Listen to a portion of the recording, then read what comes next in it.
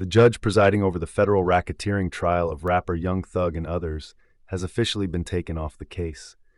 Fulton County Chief Judge Ural Glanville was ordered to be recused from the high-profile case after multiple defendants filed complaints against him for holding improper meetings with a witness for the prosecution. Go ahead. The way I understand my constitutional obligations, pursuant to the 6th and 14th Amendments of the United States Constitution, the corresponding sections of the Georgia Constitution, I'm required to make a full and complete statement to the court.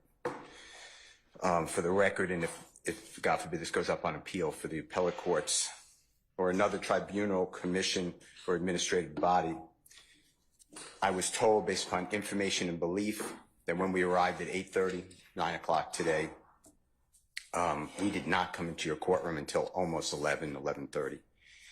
And what I found out just recently, this is not waived, is that supposedly in chambers, this honorable court reporter at times, honorable court at times, district attorney or district attorneys from the DA's office, as well as investigators, sheriff deputies, Mr. Copeland and his counsel met together.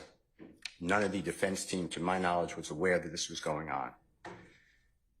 It was told, based upon information belief, that it was told to the district attorneys that Mr. Copeland intended to plead the Fifth Amendment. Then I was told, based upon information belief, that Adrian Love, the lawyer for Mr. Copeland and this court, were together, and Ms. Love made representations that John Melnick supposedly spoke with some attorneys for the accused and wrote an email to Ms. Love, to Adrian Love, stating that Mr. Melnick does not represent the witness, and that Mr. Melnick wrote an email saying F you, and then somehow that email was CC'd to me. That never... Mr. Steele, can I interrupt you just a second? I'm kind of disturbed because that's ex parte. All that was an ex parte conversation. How did you find out about any of that? Well, I'm disturbed too. And the reason I'm asking you a question. How did you find out about it? I'm going to ask you the question. Okay. Scuttle, if you look at SCUDDER versus State, which is 298 Georgia, 438, it's Division 2, 782 Southeast 2D 638, 2016. Our highest court says when a court meets, because Mr. Copeland comes in, meets with the court supposedly made statements, which I assume is somewhat accurate based upon what you just said. We're entitled, Mr. Williams and every other person wrongly charged here is entitled under the Georgia Constitution to be present. That's a critical stage. It's just like when you meet with me, and you and Mr. Adams meet with me, and others have met with me. It's those were ex parte for a lot of different other reasons, but I will certainly note that for purposes of record. Well, I'm going forward. What I was told was that Mr. Copeland said... And you haven't answered my question yet. I'm not going to answer that question. You're not? No, I will not answer that question. Why will you not answer that question? Because I want to make sure that what I say is accurate, and I'm not trying to get anybody else... I'm asking you, how did you get this information? I'm not telling the court. What I'm saying is based upon information... Okay, well, listen, if you don't tell me how you got this information, then you and I are going to have some problems. We can have... I have problems right now. Okay, I know. Look, I don't want to know about your problems, okay, at this point in time. All I'm asking you at this point in time is, how did you come upon this information? Look, if the case gets reviewed, the record's going to be available for our appellate court and for whatever reason. But it's disturbing that how somehow you have surreptitiously gotten information in regards to the court's private ex parte conversation with a party. I mean, a party? Yes. A witness who was sworn in Friday?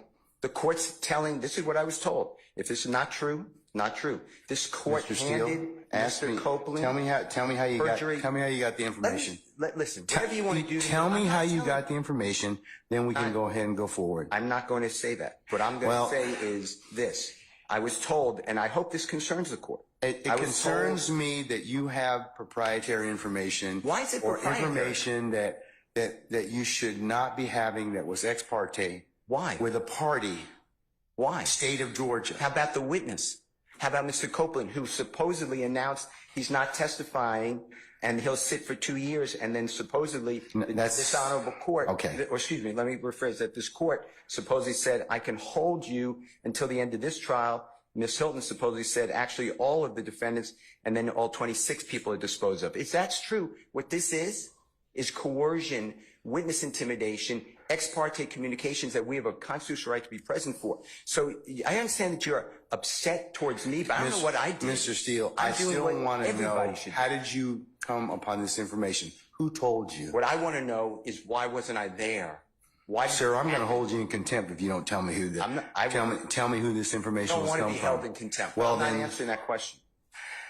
That's attorney-client privilege information. I am not answering attorney-client privilege. Unless you were in my chambers, that's the only way you can figure out. I am telling I tell you what, I'm going to give you 5 minutes. If you don't tell me who if you don't tell me who it is, I'm going to put you in, I'm going to put you in contempt, because that is not attorney-client privilege.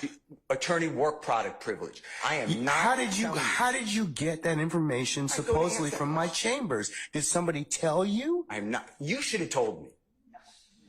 You got 5 minutes. Well, I don't need it. I want to continue. You got 5 minutes? This is what I was told. Mr. Copeland made statements that he admitted to killing Donovan Thomas and was. Don't take my notes. No. The new Fulton County Court filing that details the recusal explains that on June 7th, the prosecution intended to call a witness in the case named Kenneth Copeland to testify. Copeland refused to testify, was held in contempt of court, and jailed until June 10th. According to the court doc, on the morning of June 10th, Glanville called a meeting in his chambers with the prosecution, lawyers representing Copeland and Copeland himself, but counsel for the trial defendants did not participate in the meeting and were not aware that the meeting was taking place. Brian Steele, the attorney for the Atlanta rapper Jeffrey Williams, formally objected to this ex parte meeting, and he, along with another lawyer for co-defendant DeMont Kendrick, filed motions to recuse Glanville. After 2 weeks of reviewing these motions, Judge Rachel Krause officially granted the recusal this week. In her decision, Krause noted that she still believed in Glanville's ability to preside over the case, but the necessity of preserving the public's confidence in the judicial system weighs in favor of excusing Judge Glanville from further handling of this case. In response to the recusal, Young Thug's attorney released a statement. Jeffrey Williams is innocent of the charges brought in this indictment, and to clear his name he sought a speedy trial, one in which he would receive the constitutional guarantees of a fair trial with an impartial judge presiding and ethical prosecutors following the law. Sadly, Judge Glanville and the prosecutors have run afoul of their duties under the law. Mr. Williams is grateful that the reviewing court agreed with him and entered the order recusing and disqualifying Judge Glanville from presiding over Mr. Williams's case. We look forward to proceeding with a trial judge who will fairly and faithfully follow the law. Because this court's former assigned deputy could be called a witness in any future proceedings in this case, the court may be called upon to assess this deputy's credibility or rule on matters related to her criminal prosecution, the order said. This may undermine the public's confidence in the impartiality of proceedings. Ingram's motion cites a rule from the Georgia Code of Judicial Conduct. Judges shall disqualify themselves in any proceeding in which their impartiality might reasonably be questioned. A second judge has been assigned to the case and recused herself just a day later. Superior Court Judge Shakura Ingram. She stated in an order of recusal filed Wednesday morning that her former courthouse deputy had a romantic relationship with one of the co-defendants, Christian Eppinger. Because of this relationship, Judge Ingram feared it would create an appearance of impropriety. Hours after Ingram filed her order, the Fulton County clerk assigned a third judge to the case.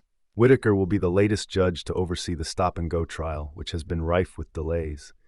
The trial began in November, a year after Young Thug, real name Jeffrey Williams, and several co-defendants, including Eppinger, were indicted in 2022 for their alleged involvement in the Atlanta criminal gang Young Slime Life, or YSL. Atlanta prosecutors accused Young Thug of being a founding member of YSL, which allegedly committed or conspired to commit a long list of crimes including murder, aggravated assault with a deadly weapon, armed robbery, carjacking, theft, and drug dealing.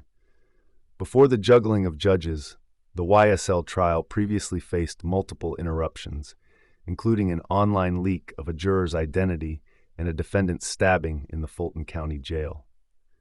Please let us know in the comments what you think. Please don't forget to like and subscribe to our channel. Until next time, stay safe and stay aware.